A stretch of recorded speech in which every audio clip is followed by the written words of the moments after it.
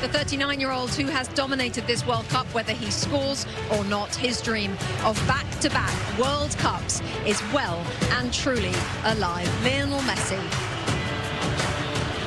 As we welcome you back to Atlanta Stadium, let me just put you in the picture. Well, you can see it behind me. The Argentina fans, very few of them have left their seat, and they are serenading the Argentina players in front of them, especially directly behind us, as you can see there. It's a beautiful scene for the defending world champions. Now we can finally know where they were and how many were there. I know. Look, what do you think? A 70-30? Yeah, that's how it was. That's how it was. What a World Cup semi-final we have just witnessed. Let's show you the story from start to finish. Coming into this game, plenty of huge names. Lexi, Harry Kane for England, that man for Argentina. Start us off. Huge names, but not a whole lot of action, especially in the first half. So slim pickings. We take a look at this one here with Alvarez getting a shot off. Jordan Pickford seeing it all along and just gets something on it here, but few and far between when it came to opportunities. So let's get into this 55th minute. And finally, the deadlock is broken. Watch this ball. My goodness, from Rodgers. Watch the way that he curls it right around the back of the defense. And I'll tell you what, Anthony Gordon, one, way to be onside, and two, on that second hop here, look, or the first hop here, look at this. To just steer it into the far corner, and now you think, oh my goodness, deadlock broken. David Beckham's happy. Everybody's happy from an England perspective, and they believe. Not so fast. Not so fast. You got to play defense. Argentina starts to grow into the game, getting opportunities. Wonderful tackle here. Spence, he just reads this perfectly. He has to be perfect in this moment, and he is. Gets to the ball, potentially saves a goal.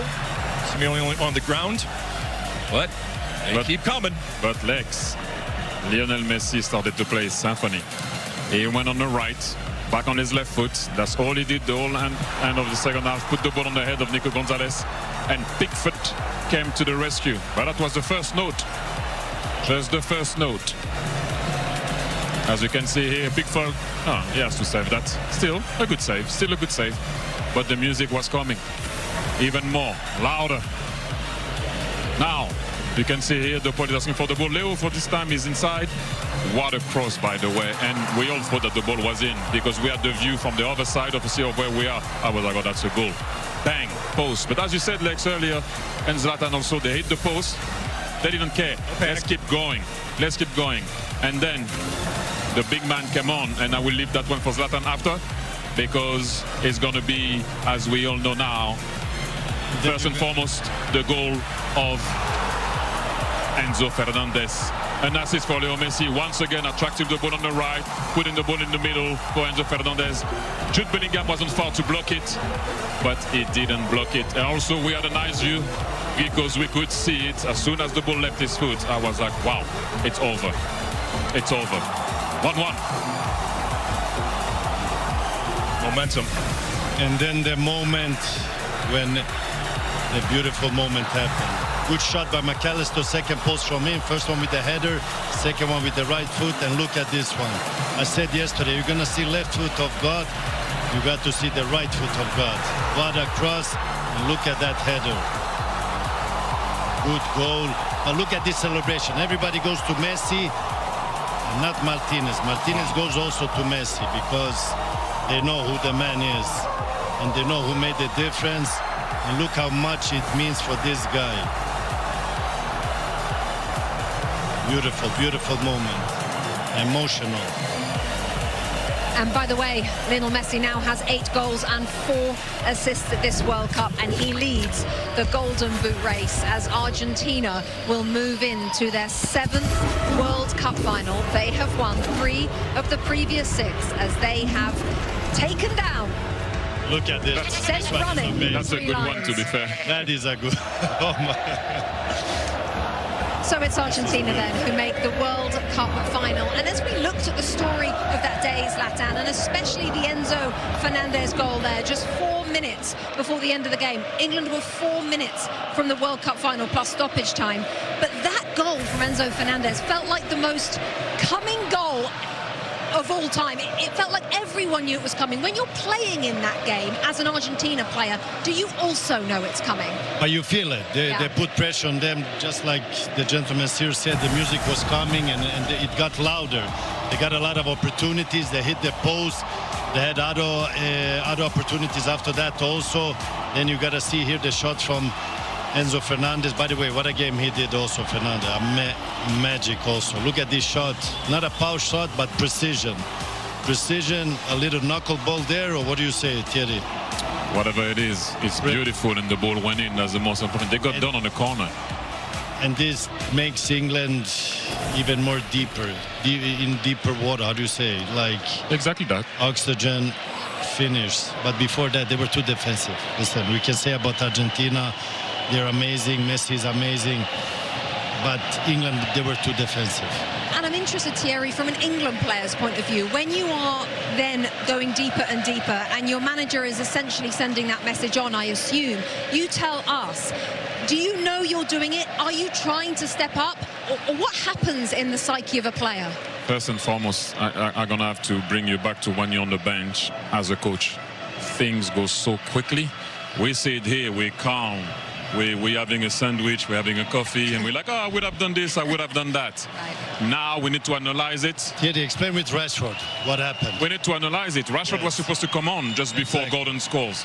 Then Gordon scores, then suddenly 5 minutes after he goes into a back five. And then when you go into a back five early, you lose Rhys James. Then you lose Rhys James. What do you go about it? Then Spence changes. Then you put O'Reilly. But then O'Reilly now is playing on the wing. What are you doing? Boom, they score. Where do you go from that 5-3-2? You know, and then boom, they score again, and then you try to put guys towards the end. It's not easy. I will repeat it again. They went into a back five too early. But I also will tell you something. When you're on that bench and you start to think and you look at the clock, you're like, oh, it's nearly the end. And sometimes you look again and you're like, 20 minutes has passed. I can assure you that it's not that easy, but still. He went into a back five too early. You don't play that team too low, too early like that. That is so interesting because, of course, for fans it goes so slowly, but for the coaches it goes so fast. Zlatan, you were going to say? That's why I said that Thierry explained with the situation with Rashford. That's the dynamics. What was supposed to happen and what happened. He was meant to go for Rashford to come in and push for the counter-attacks, and then suddenly you score a goal in that moment. You go in a back five. They had in total 6 defenders totally at a certain point, the England team. But this is the feeling you have as a coach. This time it didn't go his way. It went in Scaloni's way when he pushed all the offensive players. He played the cards right for Tuchel. He didn't play the cards right, but if Tuchel would have win the game, we would have said, whoa, what a genius. Like, he went on the defensive part. Argentina couldn't put a hole on them. And then if you look at Argentina, everything happened in the end. In the end, like the last minutes. Not how you start, how you end, yeah. You've always said it, Lex. Well, I mean, now we've taken a little time away. And again, if I put myself in an England's fan shoes, and Tuchel at times, there are games where you say, look, we just got beaten by a better team. We weren't in it. This is not one of those games. This game will and should be dissected in terms of the decisions that were made. To Thierry's point, it's easy from up here to do that. But this was one that was in the palm of their hand for, at times during the game, and certainly when they got that goal. We have seen in this tournament where Tuchel's done the same thing and tried to ride out and done it very well in terms of managing the time and managing the game. It didn't happen in this one. Thomas Tuchel will be the first to tell you that it is very, very fine margins when you get to this point in terms of the separation of teams and what separates winning and losing. And so I think it's going to be fair in this postmortem to look at what happened and the decisions that were made, and were they right? Always going to be relative to what the final score is, but again, it was in the palm of their hand, and it was taken out. Yes, by a wonderful team, and yes, by one of the greatest of all time. But you wonder, even this England team, Did they have the wherewithal on the bench, both in terms of the players and in terms of Thomas Tuchel, to see this out? I think they would all say yes, but this is why we ultimately play the games. This was a different loss from yesterday. France, they lost yesterday, but with, you could say, like, they didn't have a chance because Spain was much better. Here, England was leading, and if they would handle the situation differently, they could have won. So they should be more disappointed than the French team yesterday. No, I just wanted to say well done, England, because the way it started, it didn't look it was going to be like this. Bellingham was outstanding. Ken was outstanding.